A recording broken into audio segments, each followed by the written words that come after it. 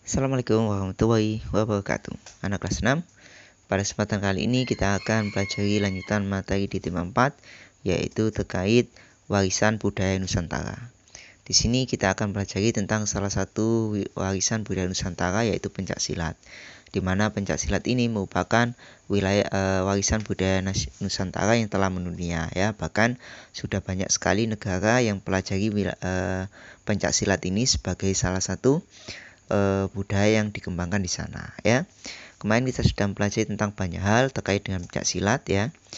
Terkait ada dengan pola sikap, ada pola langkah, tentang sikap pasang, pukulan, dan tangkisan. Ya, kali ini juga, kita akan pelajari tentang posisi-posisi lain yang terkait dengan pencaksilat, ya. Perhatikan gambar. Ya, di sini ada sikap lanjutan, yaitu ada sikap pasang atas. Jadi semacam ini. Sikap pasang atas dibagi menjadi 5. Yang pertama ada kuda-kuda depan sejajar, semacam ini posisinya. Yang kedua, kuda-kuda depan berputar, semacam ini. Yang ketiga, kuda-kuda depan serong, semacam ini, ya. Yang keempat, ada kuda-kuda depan silang, nah semacam ini, kuda-kuda depan silang. Dan yang kelima, yaitu kuda-kuda silang belakang, jadi posisinya semacam ini. Jadi ini adalah posisi sikap pasang atas, ya. Selanjutnya kita akan pelajari tentang posisi sikap pasang tengah. Perhatikan gambar. Jadi posisi sikap pasang tengah dibagi menjadi 3. Yang pertama ada kuda-kuda tengah serong. Yang kedua ada kuda-kuda depan sejajar. Dan yang ketiga ada kuda-kuda tengah sejajar. Jadi ini adalah posisi sikap pasang tengah, ya. Dan yang bawah itu ada posisi tambahan. Yang pertama ada sikap pasang dengan jongkok ke depan, semacam ini.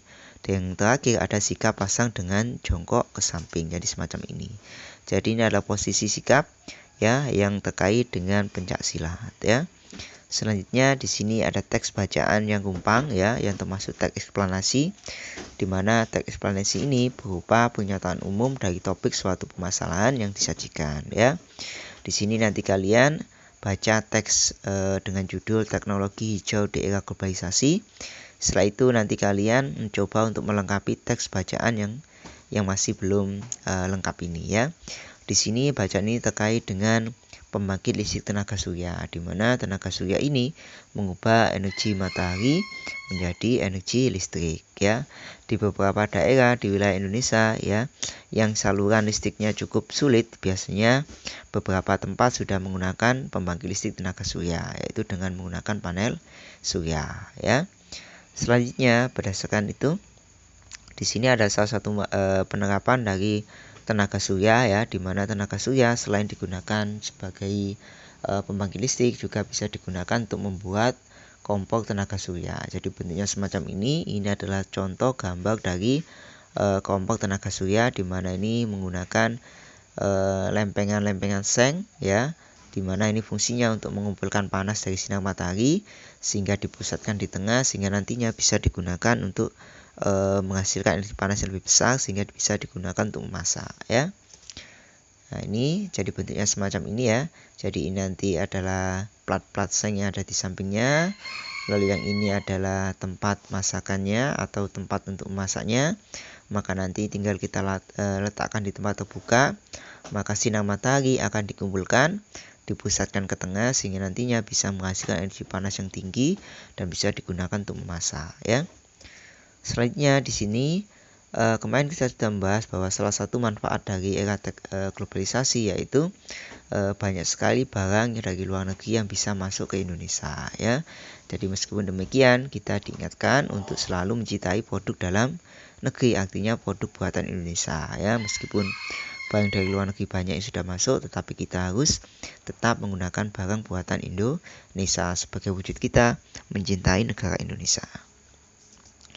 Selanjutnya di sini ada teks bacaan dengan judul Aku Cinta Produk Indonesia atau Aku Cinta Produksi Indonesia. Jadi dari sini nanti kalian akan tahu terkait dengan barang-barang apa saja yang dihasilkan dari negara Indonesia, ya. Lalu keunggulannya apa saja, ya.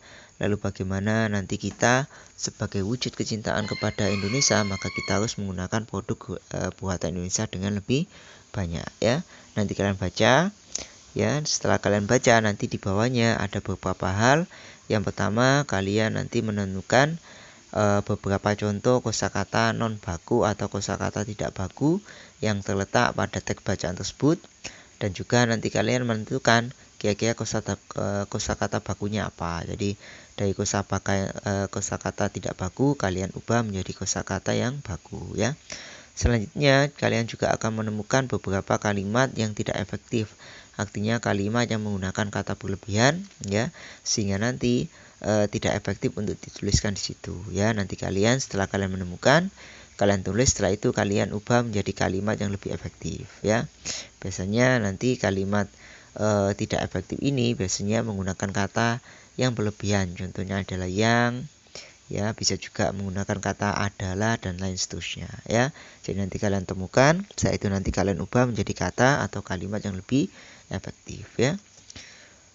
Selanjutnya juga nanti kalian berdasarkan teks bacaan itu nanti kalian menjawab beberapa soal terkait dengan produk cinta produk Indonesia ya. Jadi nanti kalian baca teks tersebut yang tadi, setelah itu nanti kalian menjawab beberapa soal terkait dengan bacaan tersebut ya.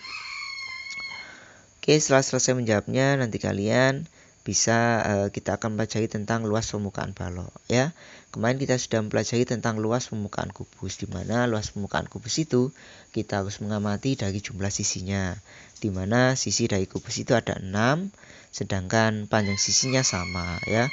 Maka untuk menghitungnya nanti kalian tinggal menghitung 6 kali sisi kali sisi. Jadi itu adalah cara untuk menentukan luas dari permukaan kubus ya.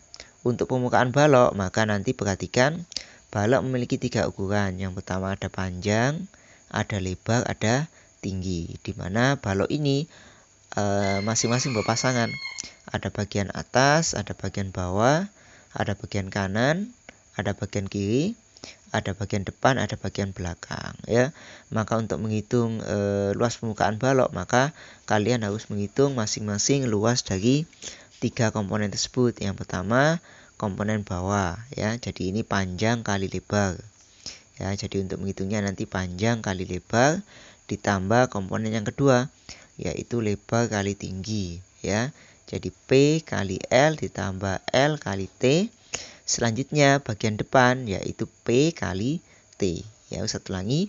Jadi untuk menghitung luas permukaan balok nanti kalian tulis yaitu P tambah L ditambah P kali L ditambah P kali T ditambah L kali T. Setelah itu nanti kalian kalikan dengan angka 2. Jadi itu adalah cara untuk menghitung luas permukaan balok ya. Nah, selanjutnya di sini nanti dengan menggunakan rumus yang tadi saya jelaskan, nanti kalian bisa menghitung luas permukaan masing-masing benda ya. Jadi diingat-ingat yang tadi untuk luas bangun persegi yaitu 6 kali S kali S. Untuk yang permukaan balok maka P kali L ditambah P kali T ditambah L kali T. Setelah itu kalikan 2 ya. Jadi semacam itu. Silakan dikerjakan dengan baik latihannya ya. Oke, demikian pembelajaran kali ini ya. Saya harap nanti kalian bisa menyelesaikan semua latihannya dengan baik. Ustaz akhiri. Wassalamualaikum warahmatullahi wabarakatuh.